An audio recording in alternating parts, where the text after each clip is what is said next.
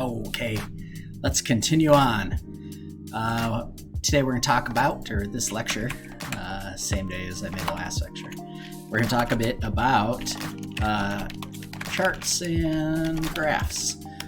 So one of the really, I said this about statistics in the last one, but another really powerful aspect of R is the ability to make charts and graphics.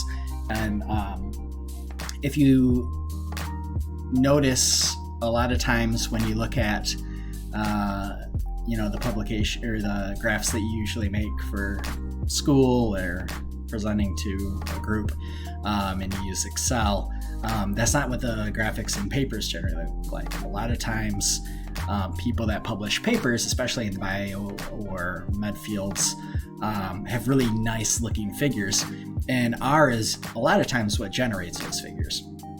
And so R is capable of creating bar charts, line graphs, pie charts, and many, many more figures to visualize data. In addition, R can be programmed to automatically generate figures much more readily than Excel. You don't have to keep, Excel, you have to go back and select your columns and input your data and stuff. You can kind of automate it a bit in R. So in this section, once again, we're going to be using that iris data set, the flower data set that we talked about before. So again, we're going to use the names command. And that command is going to show us what the names of our columns are. So as you can see, we get a printout of sepal length, sepal width, petal width, and species. And so we have these 4 measurements as well as 1 category, which is our species. So let's look at the distribution of these values for sepal length. So what we can do is use some of the built-in charting functions that are present in R. So let's do a histogram. So we want to look at the distribution of these values in our table here, or data frame. So we're going to do a histogram of our iris data set, and remember to select one of the columns from it. We use the $, and we do sepal length, and we run that. And in our studio, it's nice, it puts it over here in the plots tab, and so we can see that we have a little bit of a left skewing distribution. It's almost a normal distribution, but you can see it's kind of, I got this at 4.5. It's kind of bulge, but it's generally normally distributed. We'll say that for the sake of our class. And so the other thing that we can do with this function, so let's quick look at the Hist function. And let's run this. So again, we'll pop over here in the help pane. And so you can see we have a lot of different arguments here. But the one I want to point out first is the breaks. And so breaks is what creates the number of bins. So if we were to go back and look at our plot, we have 1, 2, 3, 4, 5, 6, 7, 8 bins, and that's it. And so if we want to kind of refine this, we could actually use that argument, the hist iris, and let's do the same thing, sepal length, and we're going to do breaks equals 25. So that's going to create, 25, not 4, change how many bins here we see. So let's compare this graph, and you see that now we've broken it up to a lot more bins. And so you'll notice 1, 2, 3, 4, 5, 6, 7, 8, 9, 10, 11, 12, 13, 14, 15, 16, 17, 18, 19 bins. But why? We asked for 25. Well, the reason is because we have bins down here that had nothing in them, so it R automatically shifts the histogram to that side or on the higher side. And so that's why you don't see the full 25.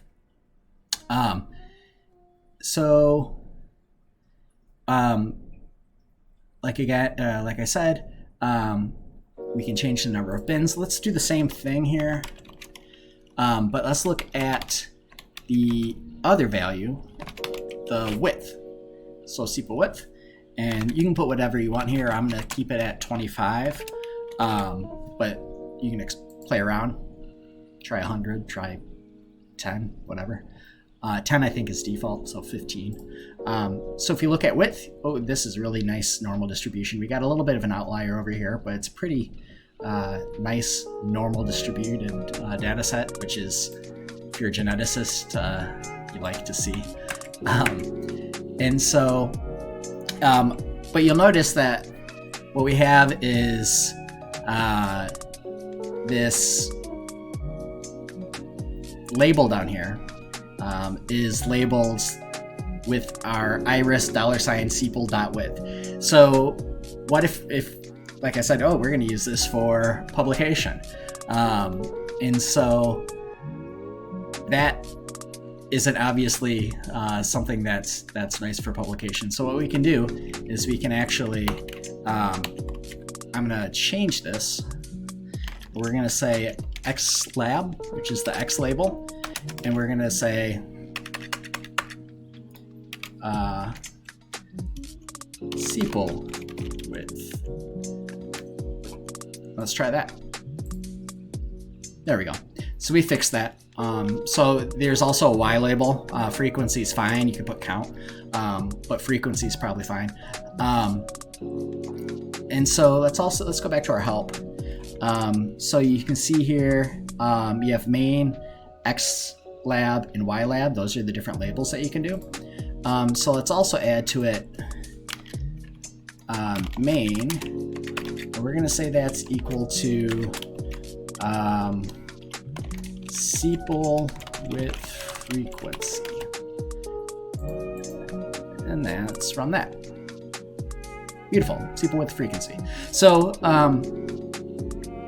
this is kind of the built-in functions of charting with histograms in R. And there's a lot more. I'm not going to go into every single variable, but you can definitely go in and change a lot of these variables to kind of fine-tune your plot. So next, what if we wanted to create a relationship graph, right? So we can look at sepal width or sepal length, but if we want to look at them both together.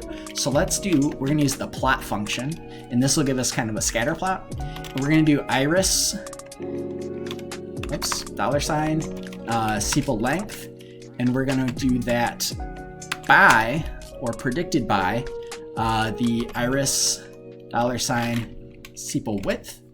And we're going to do the X label. It's going to be equal to sepal length. And the Y label is going to be equal to sepal width. All right, let's try plotting this guy. All right, and so as you can see, we have a scatter plot here where we have the sepal length on the x-axis, and then the sepal width on the y-axis. We can kind of get an idea of the relationship between length and width. And so this kind of goes back to our previous lecture on the formulas, where we can kind of see there's a little bit of a line. We actually have kind of this dual bimodal scatter plot here, right? And so I'm not sure if this is different species and this is another species. I'm not going to dive too much into the data set. That's something that you can look up, something interesting. Maybe you can kind of parse out if this is the second species and this is the first species or whatnot. Okay, so let's continue on. And actually, let's go into that. That's a good way to go. What if we want to do this, but let's do it with panels, so I can kind of incorporate what I wanted to talk about with what I've kind of been meandering about. And so what we can do is we can create lattices to our plots. So we can like multi-paneled plots, right? And so to do this, there are libraries. So we haven't really gotten into libraries yet, but libraries are packages that R will open up and then allow you to call functions without having to write out the entire function itself. So you're just kind of importing a function, but there can be, it's called a library because it can be multiple functions inside that package, right? So we're going to call library, which is our function, and we're going to call lattice. And so, I spelled it wrong? No, I was right. Lattice. And so I'm going to run this, and you can see it takes a second down here, and it doesn't really tell us anything pops up, but once it's done running, you know it's done. And so within this lattice package, we can use this dot plot function to make multi-faceted dot plots. So for example, let's do the sepal length for sepal width, but let's compare these between the three species, right? Like I was wondering out loud about. So we're going to do sepal width for this function of dot plot by sepal, oops, man, typing's not great today, sepal length. And then we're going to put this above your enter button, the straight up line, which is also with the backslash. And we're going to say, so it means divide it by species. And then we need to know the data set. It needs to know the data set. So since we didn't put iris $sign sepal length, it'll look for sepal length, but it's missing that indication of what data set to look in. So if you have multiple data sets listed, R needs to know, okay, where do I pull this from? So one of the arguments in this dot plot is data set. And so because I think I can put actually data equals iris. If you put them in the correct order, you don't have to call the data. You can just write iris. But we're going to try this. No function called dot plot. Oh, no dot pot. So here's another debugging. I spelled it wrong. Dot plot. So if you get that error, you type as bad as me. All right.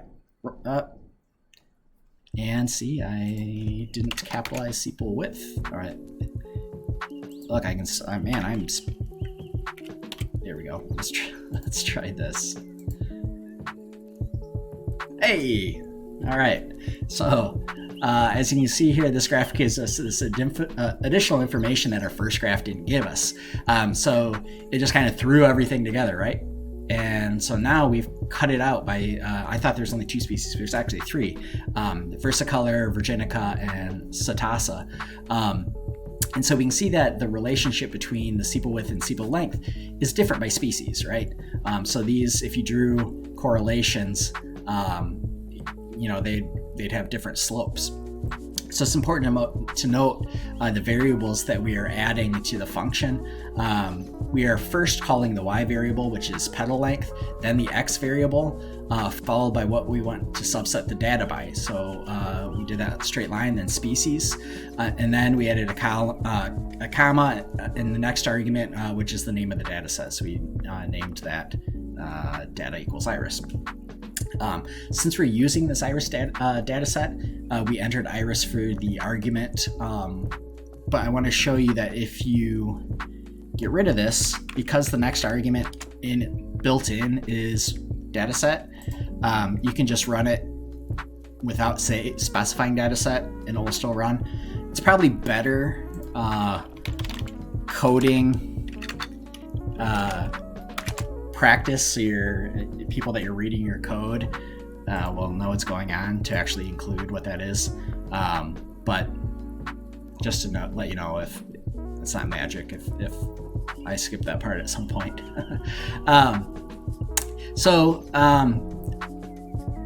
Let's do the same thing. We're gonna make another dot plot, but we're gonna do the petal width, squiggly line, petal length, and we're going to divide it again by species, and I'm just going to write iris, but you know that you should be putting data there. See, I'm already shorthanding things. All right, so now we have a kind of dissection of our data set into our three different species. we have our Setasa, versicolor, and virginica. And as you can see, we have petal width by petal length here. And you can see that the overall width of Setasa, even the largest Setasa, is not, or I guess widest Setasa, isn't even close to these other two. And so we can kind of dissect the data a little bit better, because when we first look at this, remember, you can flip through your graphs up here with this little arrow. I have like 5 of the same graphs here. But this information didn't tell us much, right? Because we didn't take into account species. But now, when we divide it up by species, we get a much clearer picture. I say that, a clearer picture, and then it scrambles this, like you can see what's going on. A clear picture of what's actually happening here. So there are other graphs too, pie charts and stuff. I'm not going to get into them here. Usually for kind of exploratory data analysis, regressions and histograms are kind of our starting point. And so I'm going to stop it right there, and I will see you in the next video.